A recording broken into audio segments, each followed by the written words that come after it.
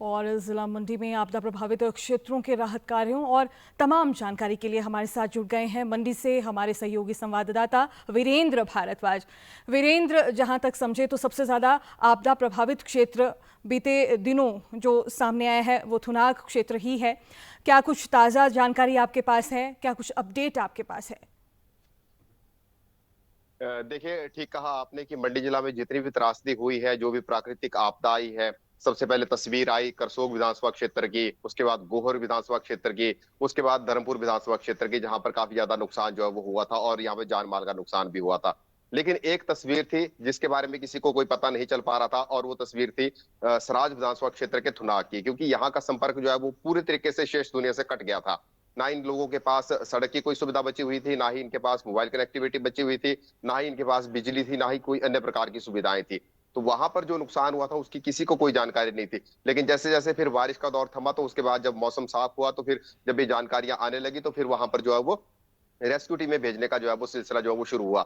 आज की अगर हम लेटेस्ट बात करें, तो आज काफी हद तक जो पहले मतलब पिछले कल तक सिर्फ 2 टीमें जो है वो रेस्क्यू की वहां पर पहुंची थी, लेकिन आज जो हमें जानकारी मिली है, 5 से ज्यादा टीमें जो है वो रेस्क्यू की वहां पहुंच चुकी हैं। और इसके अलावा जो स्थानीय लोग हैं, उनकी मदद से गांव गांव तक जो है वो राशन पहुंचाने का और लोगों को रेस्क्यू करने का जो है वो कार्यक्रम शुरू कर दिया गया है। थुनाग सब डिवीजन में जो है एक देजी गांव है, जो आपदा का सबसे ज्यादा प्रभावित गांव जो है बताया जा रहा है। वहां पर तकरीबन गांव के 12 लोग अभी तक जो है वो लापता बताए जा रहे हैं, जिनके शवों की तलाश जो है अभी बाद में की जाएगी। लेकिन उस देजी गांव में तकरीबन 60 से ज्यादा लोग थे जो वहां पर फंसे हुए थे। आज रेस्क्यू टीमें उस गांव में पहुंची है और वहां से उन लोगों को जो इवैक्यूएट किया गया है और उन्हें सुरक्षित स्थानों पर लाया जा रहा है, जिसमें बहुत से लोग ऐसे हैं जो गंभीर बीमारियों से जूझ रहे हैं। हालांकि इस प्रकार की तस्वीरें जो वो सामने आई हैं, गंभीर बीमारी से जूझ रहे हैं लोग, घायल हुए थे। इन सब विषयों को लेकर थुनाग में हम कह सकते हैं कि धीरे धीरे जो चीजें हैं वो सामान्य होती हुई दिखाई दे रही हैं। और रेस्क्यू टीमें वहां पर जब पहुंच रही हैं और जब राहत सामग्री, खाद्य सामग्री वहां पर पहुंच रही है, तो जो लोग वहां पर हैं उन्होंने अब थोड़ी सी जो है वो राहत की सांस ली है। जी जी। वीरेंद्र, जहाँ तक मौसम की बात करें तो आज सुबह भी मंडी ज़िला में बारिश का दौर हमने देखा कि जारी रहा और हेलीकॉप्टर के माध्यम से राहत सामग्री पहुंचाई जा रही है। रोड कनेक्टिविटी पूरी तरह से अस्त व्यस्त है, टूटी हुई है, संपर्क मार्ग जो है वो बहाल नहीं हो पाया है। ऐसे में राहत सामग्री, एनडीआरएफ, एसडीआरएफ अपना कार्य तो कर रहे हैं। रोड कनेक्टिविटी जब तक बहाल नहीं होती है तब तक उस तरीके से कार्य होना उतनी तेज़ी से शायद मुमकिन नहीं है। तो रोड कनेक्टिविटी की बहाली का जो कार्य है कितनी तेजी से हो रहा है, कब तक उम्मीद की जाए और किस स्तर तक कार्य हो रहा है, अगर इसकी जानकारी आपके पास है तो जरूर बताएं। जी बिल्कुल, बहुत सही कहा आपने कि जब तक रोड कनेक्टिविटी जो है वो बहाल नहीं होगी, तब तक आप उस स्तर पर जो है वो राहत और बचाव कार्य शुरू नहीं कर पाएंगे। क्योंकि एक बार सड़क की कनेक्टिविटी अगर होगी, तो आप ये मान के चलिए कि लोगों को वहां से निकालना भी आसान हो जाएगा और वहां तक राहत सामग्री पहुंचाना भी जो है वो आसान हो जाएगा।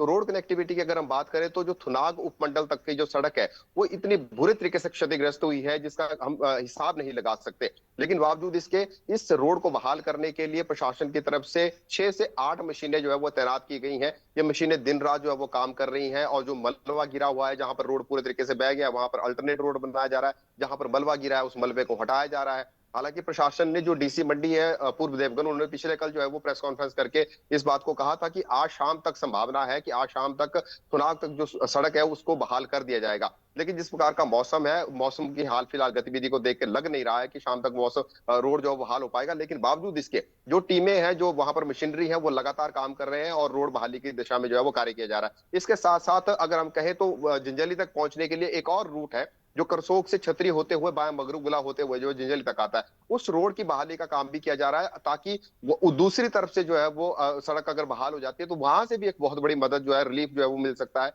लोगों को बाहर निकालने के लिए। खासतौर पर जो घायल है उनको बाहर निकालने के लिए लोगों को बहुत बड़ा रिलीफ हो सकता है।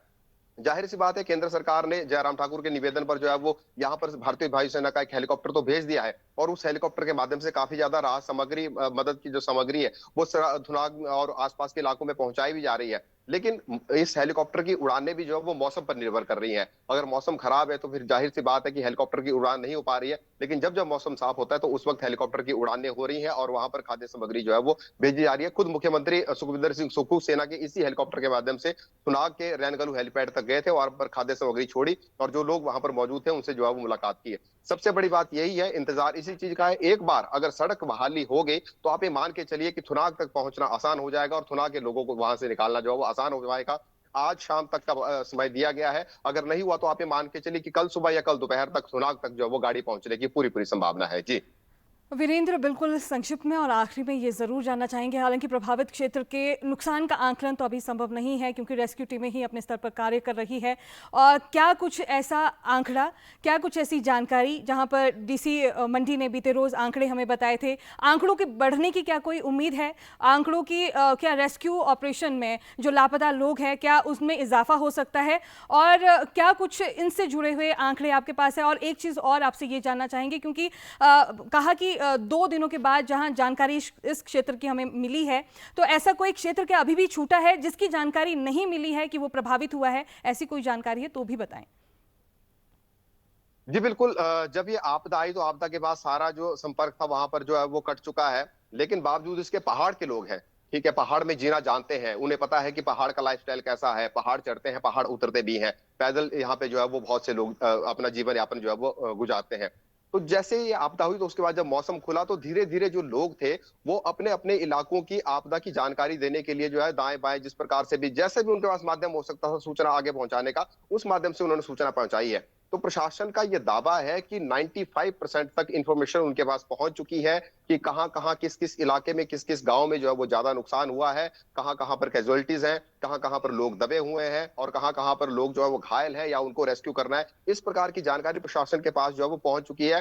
हालांकि अगर इसमें थोड़ा इजाफा होगा तो आप ये मान के चलिए कि 4 या 5% का इजाफा इसमें हो सकता है। कोई ऐसा क्षेत्र हो सकता है जहां के लोग जो है वो अभी तक अपनी जानकारी देने के लिए जो है वो चुनाव उपमंडल तक नहीं पहुंच पाए हों या आसपास के इलाकों तक नहीं पहुंच पाए और वहां से उन्होंने कम्युनिकेट ना किया हो। लेकिन आप ये मान के चलिए कि 95% तक जो वो जानकारी मिल चुकी है और अभी तक अगर हम सराज की बात करें तो तकरीबन 6 कैजुअलिटीज की जो है वो बात की जा रही है, जो डेड बॉडी जो मिल चुकी हैं, और तकरीबन 20 से ज्यादा लोग जो है वो लापता बताए जा रहे हैं। हालांकि इस आंकड़े में जो इजाफा होगा क्योंकि आधिकारिक आंकड़ा जो है वो एक अलग से जारी किया जाता है और जो वहां पर छन छन की जो खबरें आ रही हैं वहां से वो एक अलग विषय है। तो इन सब चीजों को लेकर प्रशासन जी। की जो टीमें हैं वो वहां पर पहुंच चुकी हैं, रेस्क्यू अभियान जो है जारी है। जी लेकिन ये बिल्कुल। रेस्क्यू अभियान तब ज्यादा मैसिव हम कह सकते हैं कि हो सकता है जब सड़क कनेक्टिविटी जो है वो बहाल हो पाएगी। जी। जी, जी, बहुत बहुत शुक्रिया वीरेंद्र, तमाम ज़मीनी जो जानकारी है उससे हमें रूबरू करवाने का। ज़रूर आपसे फिर से जुड़ेंगे अगले बुलेटिन में।